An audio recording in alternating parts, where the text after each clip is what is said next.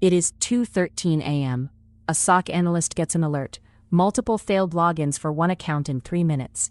The alert looks simple, but nobody on shift knows why it fired at 18 failures, not 5. Nobody knows which log source fed it. Nobody knows if it looks at usernames, raw message text, or something else. That is a bad place to be. SIEM detection rules should not be magic.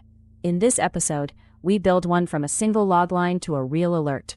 A SIEM detection rule is a saved instruction that tells the SIEM what event pattern matters and what to do when it appears. In plain English, look at these logs, match these fields, count or compare them this way, then create an alert. That fits the basic detect and analyze job of a security monitoring program. The SIEM collects events from systems, normalizes them, and gives analysts a place to search, correlate, and investigate. The rule is the repeatable detection logic inside that system. Its anatomy is simple: source, logic, threshold, and action.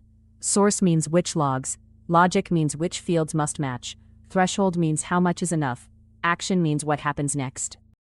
Before good SIEM detection rules, monitoring is mostly manual.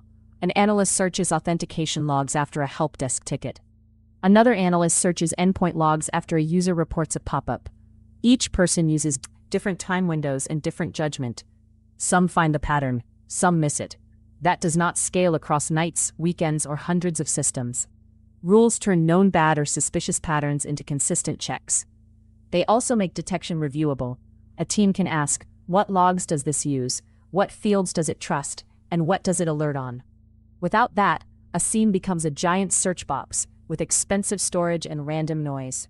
Start with one real log line. Example, timestamp equals 10:41:22, source equals identity service, event type equals login, username equals j.smith, srcip equals 10.20.30.40, result equals failure. First, confirm the SIEM parses that raw event into fields. You want result as a field, username as a field, source IP as a field, and timestamp as time. Do not match on raw text like contains failed password if a parsed field exists. Raw strings change. Fields are easier to test and tune. Next, write logic. Event type is login and result is failure. Then add a threshold, more than 10 failures for the same username from the same source IP within 5 minutes. Finally, define the action. Create an alert with severity, title, and investigation fields. Here is the end-to-end SOC version. A team notices help desk tickets about locked accounts. They pick the identity service logs because those contain reliable login outcomes. They inspect one raw event, verify parsing, and build the rule around parsed fields only. The rule source is identity authentication events.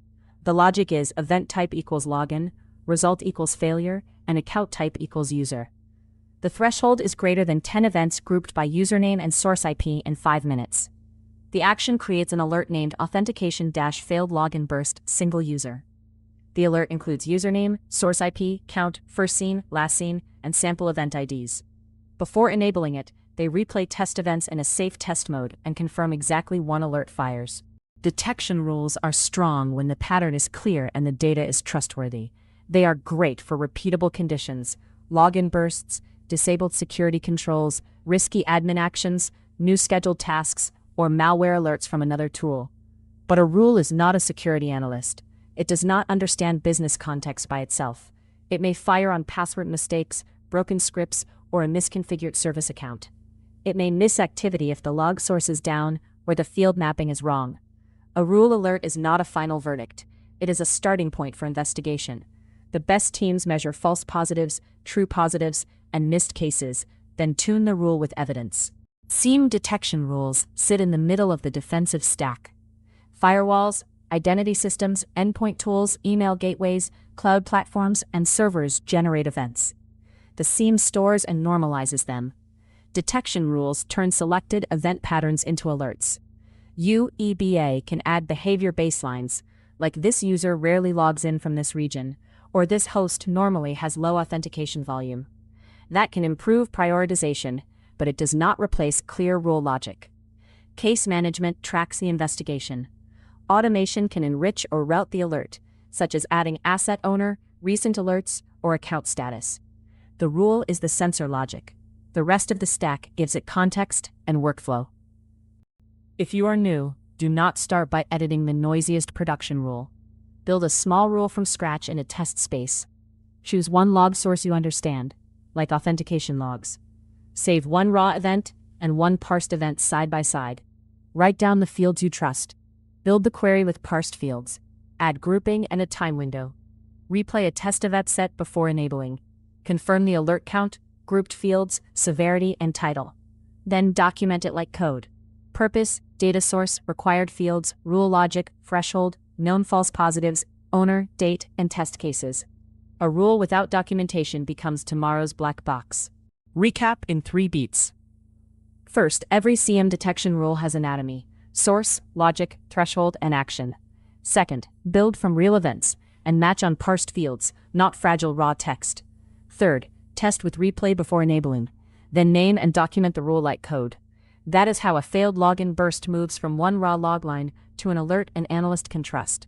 If your SIEM feels like a mystery machine, start with one rule and make it explainable. Subscribe for a new Security Tools Decoded episode daily, plus the daily ranked CVE brief on this channel.